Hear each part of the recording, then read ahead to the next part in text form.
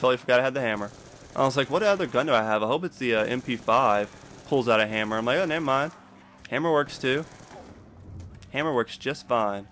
I would like to get quick revive, but I also want meal kick just to grab the splififier. But I will say, like, it doesn't matter. Whatever perk it gives me for the Denizen rounds, it's not going to matter.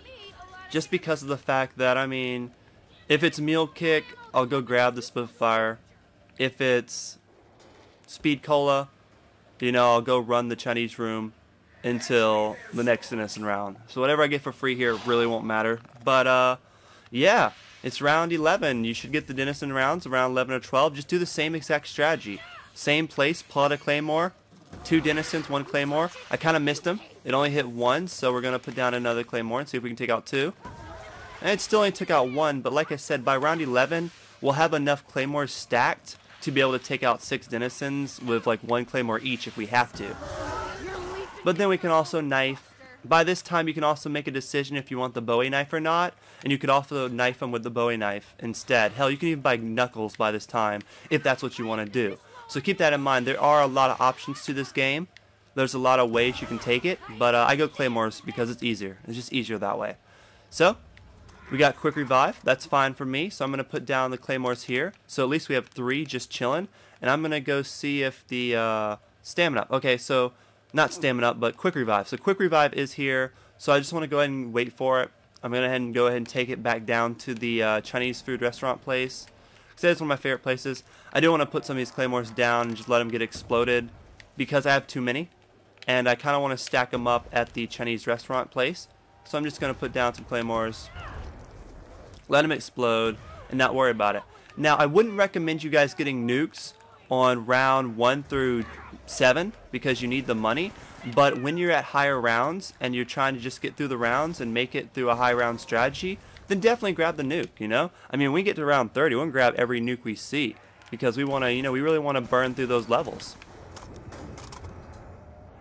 So now we ran back around here. I could have went and grabbed PDW ammo, but we have the hammer, so I'm not really too concerned about running out of ammo. Just be careful running back down here. As you see, there was zombies down here, and I could have got trapped. So just be careful. Have probably your best weapon out when you run down back here, and we're back. So as you see, I had a lot of Claymores down here. I had some stacked at the Dragon Room. I have some stacked at some other areas as well, and that eventually adds up to 20, and you can't place any more down when you have 20. So you definitely want to go back to those spots, pick up your Claymores, and explode them. So again, I'm probably going to run this spot for the majority of the time. For rounds like 12 through 20, for the last bit of this round 1 through 20 tutorials, you pretty much just make your decisions. Do you want to pack-a-punch certain weapons? Do you have the weapons you want? Do you just want to, like, you know, hit the box a whole bunch of times and get a ray gun and a hammer and just go pack-a-punch those? By all means, go do it. It's a simple strategy. You could get a lot of good weapons and get to round 30 plus quite easy just from all the stuff you have right now. So just like keep that in mind. Or you could just run some strategies in a spot like I'm running right now and pretty much wait. So as you see, my Claymore just exploded when I put it down because we ran out of, like, I can only place 2 Claymores down right now and only one of them would save. If I place more than 1, it'd explode on contact. So I want to go ahead and grab 1. And I want to show you the Claymore strategy. Like I said, Claymores are very, very good. They're one of the best things to purchase, and I think you should purchase it right away. And I about got caught in that run right there. That sucked. You gotta be careful them coming out the window. Like when you come around here, if one's coming out that window, you gotta be careful. But look at what I mean. This is why I buy Claymores. They only cost $1,000. Look how many zombies we have. Okay, a whole horde of zombies destroyed. Pretty much the whole horde got destroyed with 1 Claymore. Now you don't get near as many points as you would shooting them, but when you run out of ammo and you have a whole stack of Claymores, that can save your life. That can get you through an entire zombie round if you have no ammo. And that's an important thing. Like, you know, once you get these high rounds, these Claymores won't work as good, but if you run out of ammo before round 17 and you're stuck doing circles and you don't want to risk it, Claymores are the way to take out your horde. And insta-kill's good too. Insta-kill's a really good perk if you're about to have a Denizen round too, because you can pretty much just knife them. And I want to say you can shoot at the Denizens. Like it's not about if you shoot at them. It's about if you miss a shot. Getting a free perk from Denizens is about accuracy. If you can shoot the little fucker and get every single bullet in a denizen and not miss a shot, then you'll still get a free perk. But if you miss one bullet, you won't get a free perk. That's why most people don't shoot on denizens, because you know they'll miss a shot and they'll be like, "Fuck, I wanted that free perk." That's why I use claymores or the knives.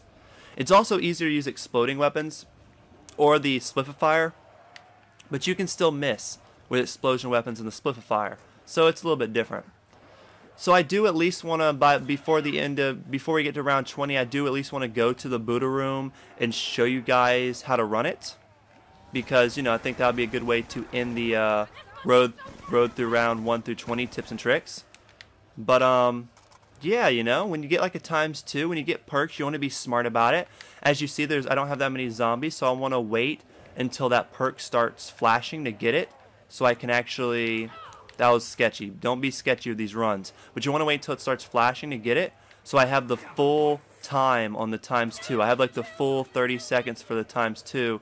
So I can really utilize it on all these zombies I have. As you see, I can really use it and get every single zombie that was left in round 14.